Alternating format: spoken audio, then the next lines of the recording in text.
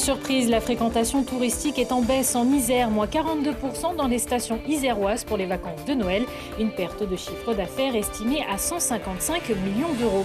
Ce mercredi, le préfet de l'Isère, Lionel Beffre, a remis à 7 jeunes isérois volontaires du service national universel leur certificat de fin de mission d'intérêt général. Au total, en Isère, 71 jeunes se sont inscrits. En cette fin de journal, nous recevrons Marion Joly, une meucheuse qui s'apprête à prendre le départ de la Grande Odyssée, Savoie-Mont-Blanc, accompagnée de ses 8 chiens de traîneau. Bonsoir à tous, ravi de vous retrouver pour ce JT du mercredi 6 janvier 2021. L'essentiel de l'actualité du Grand Grenoble, c'est toutes les heures à partir de 18h. Avec des remontées mécaniques fermées, la fréquentation des stations iséroises est en baisse, et ce malgré les quantités de neige importantes présentes sur les massifs. Thomas Humbert dresse le bilan de ses vacances de Noël en station. Avec la fermeture des remontées mécaniques, elles ont subi une forte vague d'annulations, 42% de nuitées touristiques en moins par rapport à l'an dernier et un manque à gagner de 155 millions d'euros. Des stations vides ou presque à Noël, de 10 à seulement 30% d'occupation et une deuxième semaine presque sauvée, entre 25 et 50% pour le nouvel an. C'est finalement les gîtes qui parviennent le mieux à sauver les meubles, jusqu'à 80% de taux de remplissage pour une clientèle presque exclusivement française. Les 2 tiers des touristes étrangers sont restés chez eux. Dans les autres régions, c'est encore pire puisque les 3/4 des lits disponibles étaient vides pendant les vacances de Noël. Dans le département, l'activité est donc un peu moins mauvaise qu'ailleurs. Ces vacances de Noël, c'est donc un rendez-vous manqué. Chaque année, elles représentent 20% de l'activité des stations. Elles attendent désormais avec inquiétude les vacances de février le mois prochain, car là, ce sera cette fois 40% du chiffre d'affaires annuel qui sera en jeu. La mission du patrimoine portée par Stéphane Bern a dévoilé le montant des aides accordées à chacun des sites sélectionnés en 2020. En Isère, il n'y en avait qu'un, le fort de Comboire, situé à Clé.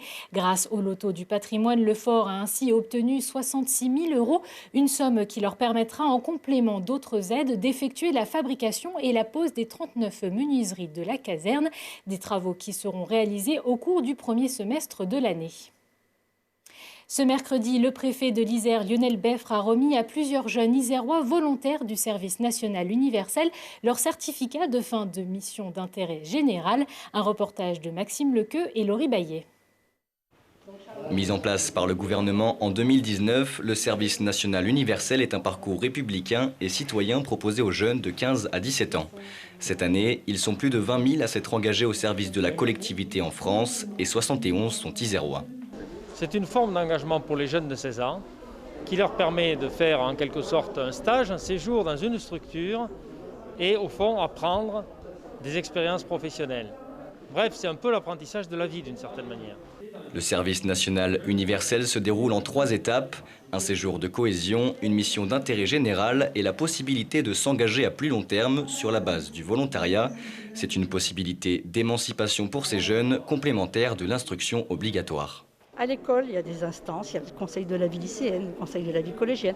Ils ont une forme d'engagement et on est dans une continuité qui se joue aussi à l'extérieur et avec le tissu local. Je pense que c'est vraiment un plus. Cette année, 7 volontaires isérois ont déjà terminé leur mission et l'engouement est là.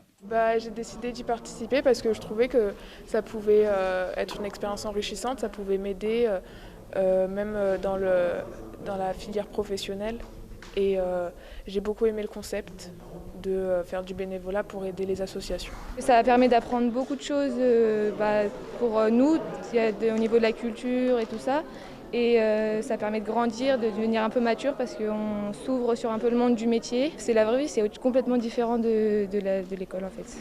Un retour d'expérience positive donc, et ça tombe bien, le service national universel devrait compter dans ses rangs plus de 400 000 jeunes en France d'ici à 2022. L'année 2021 ne démarre pas comme il l'aurait rêvé. Le GF38 s'est lourdement incliné face à Clermont, 3-0. Anciennement premier de Ligue 2, les Grenoblois sont désormais 3e du championnat. Prochain match pour les Grenoblois samedi face à Auxerre. Une rencontre qui aura lieu au Stade des Alpes à 15h. Grenoble retrouve la Pro D2 ce jeudi à Oyonnax pour le dernier match de la phase aller. Les Grenoblois qui restent sur 2 défaites comptent bien faire oublier leur mauvais début de saison. À raison de 8 défaites, 1 nul et 4 victoires, le FCG pointe à la 12e place avec seulement 4 points d'avance sur le premier relégable et 28 points de retard sur le leader Perpignan. Les Isérois se sont préparés sur la pelouse synthétique du stade Bachelard cette semaine. Leur adversaire Oyonnax, 3e de Pro D2, avait terminé 2020 sur 2 défaites. La rencontre est prévue à 20h45 au stade Maton. Et si un Voironnais remportait une victoire de la musique, le chanteur et musicien Mr Matt est en tout cas en bonne voie. Il vient d'être présélectionné pour les prochaines victoires de la musique dans la catégorie Révélation masculine. L'ex-chanteur des Mountain Main a sorti son premier album en mars 2020, intitulé Désespérément optimiste. Nous l'avions à l'époque reçu sur ce plateau pour une session live. La 36e cérémonie des victoires de la musique aura lieu le 12 février prochain.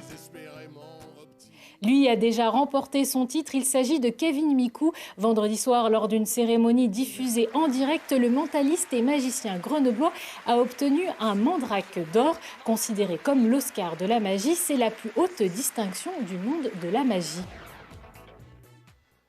On finit ce JT avec un grand bol d'air frais, direction la montagne avec Marion Joly. Bonsoir. Bonsoir.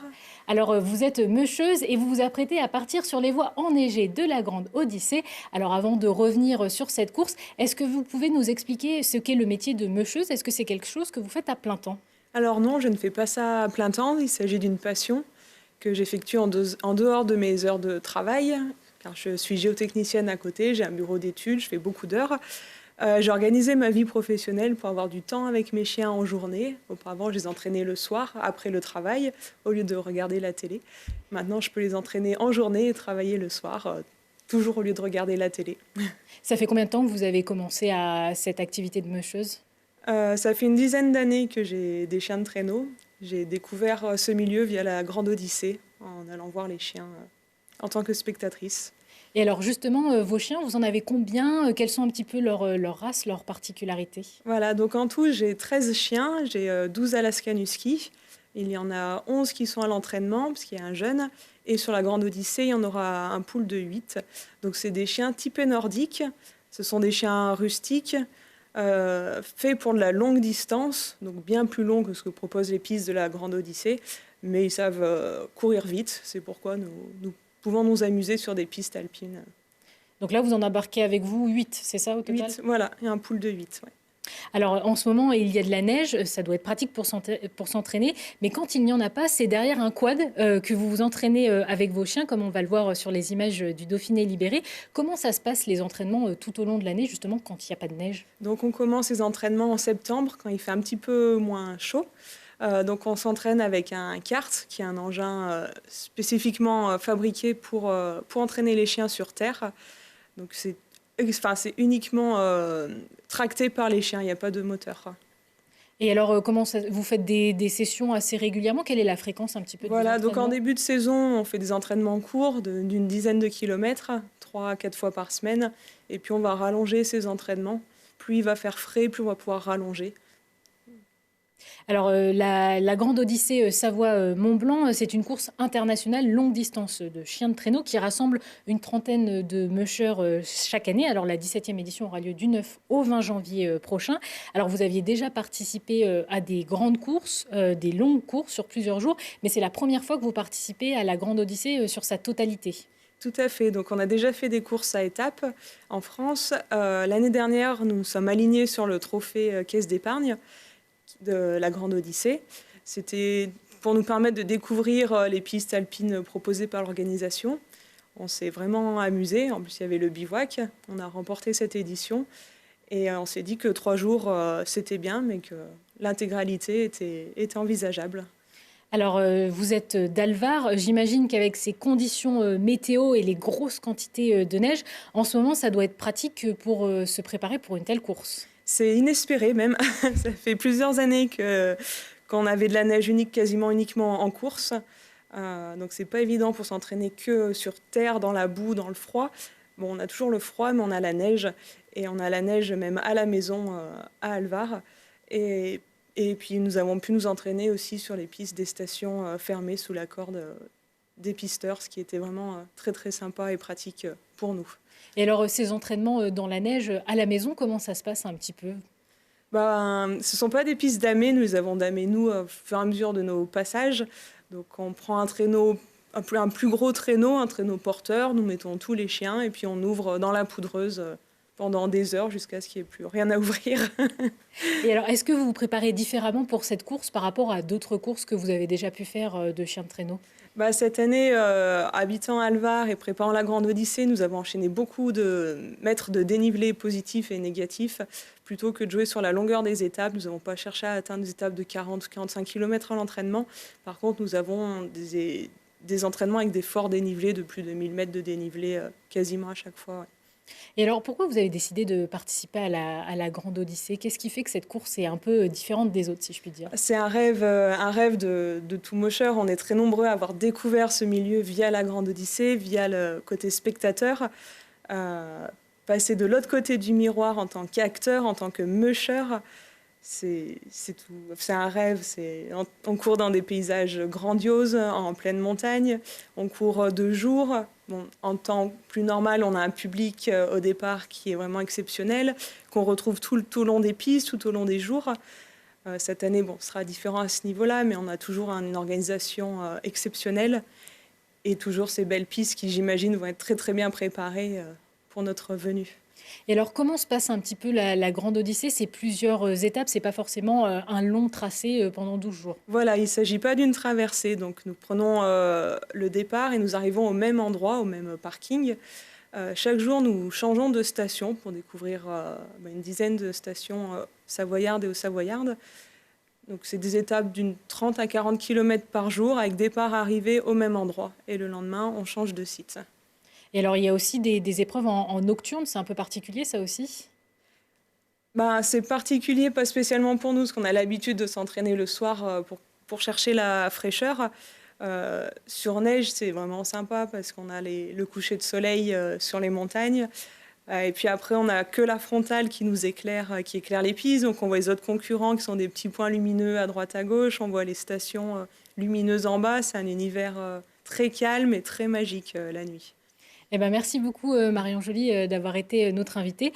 On vous souhaite une très belle Grande Odyssée. Donc du coup, c'est à partir du 9 janvier prochain et ce jusqu'au 20 janvier. Merci à vous. Merci. C'est la fin de ce JT. Prochain rendez-vous avec l'actu dans 1 heure et en replay sur télégrenoble.net. Je vous souhaite à tous une excellente soirée.